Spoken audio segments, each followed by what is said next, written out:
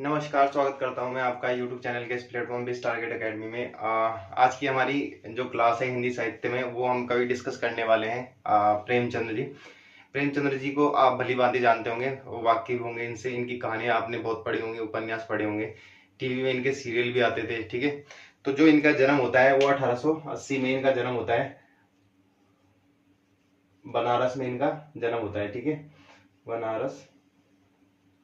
बनारस में इनका जन्म होता है। और जो इनका मूल नाम था वो था धनपत राय। बाद में इनको प्रेमचंद्र के नाम से जाना गया, लेकिन इनका जो मूल नाम था वो धनपत राय था। ठीक है, अब इसके रिलेटेड कुछ इंपॉर्टेंट पॉइंट, जो जो प्रेमचंद्र जी थे, जब वो जो उनके एक लड़का उनके एक लड़की थी, जो उन्होंने इनकी जीवनी लिखी।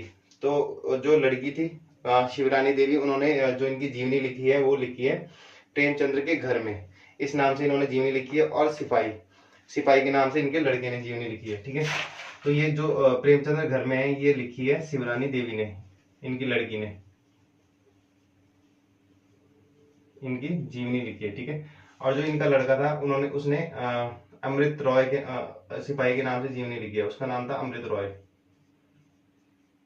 ठीक है, अमृत रॉय ने इनकी सिपाही के नाम से प्रेमचंद्र जी की जीवनी लिखी है। ठीक है, उसके बाद इनकी जो पत्रिकाएं हैं और इनकी जो पत्रिकाएं हैं वो है हंस और माधुरी।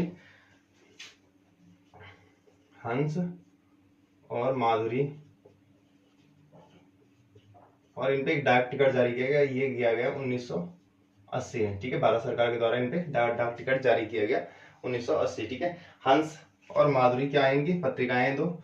ठीक है, अब जो इनके मोस्ट इंपोर्टेंट होते हैं वो है उपन्यास और कहानी संग्रह, ये आपने सबने सुने होंगे। ठीक है, गोदान, इसको जो ये गोदान है इसको कृषक जगत का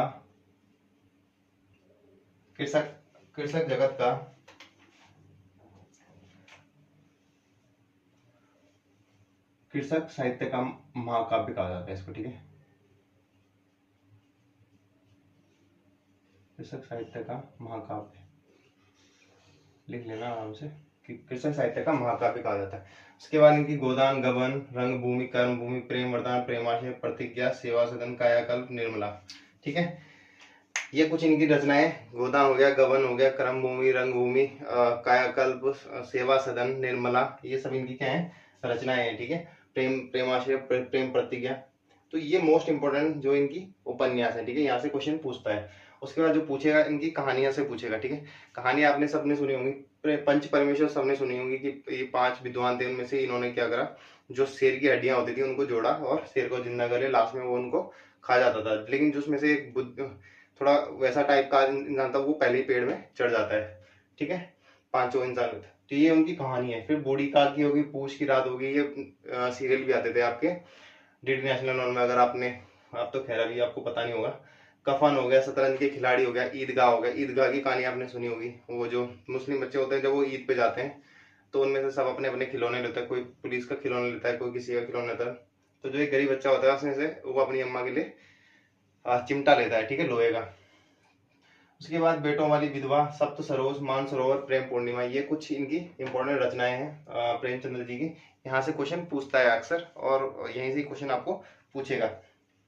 तो एक बार क्विक रिविजन कर लेते हैं। देखिए, गोदान, इनके उपन्यास हो गए गोदान, गबन, कर्मभूमि, रंगभूमि, प्रेमाशय। ठीक है, उसके बाद इस सेवा सदन, कायाकल्प, निर्मला। ठीक है, उसके बाद पंच परमेश्वर, बूढ़ी काकी, पूछ की रात, ईदगाह, सप्त सरोज, मानसरोवर, उसके बाद प्रेम पूर्णिमा हो गई। ठीक है, बेटों वाली विधवा होगी। तो ये कुछ इंपॉर्टेंट रचनाएं जो अक्सर एग्जाम में पूछता है।